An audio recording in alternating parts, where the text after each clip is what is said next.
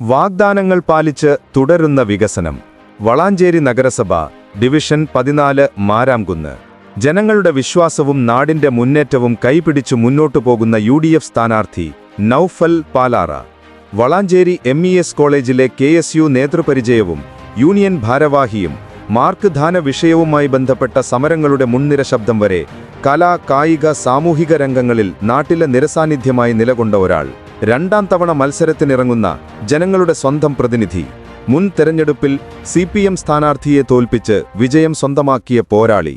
ഇപ്പോൾ കുറ്റിപ്പുറം മണ്ഡലം യൂത്ത് കോൺഗ്രസ് പ്രസിഡന്റായി നാടിന്റെ ഓരോ വികസന നാൾവഴിയിലും തന്റെ പ്രതിബദ്ധത തെളിയിച്ച നേതാവ്.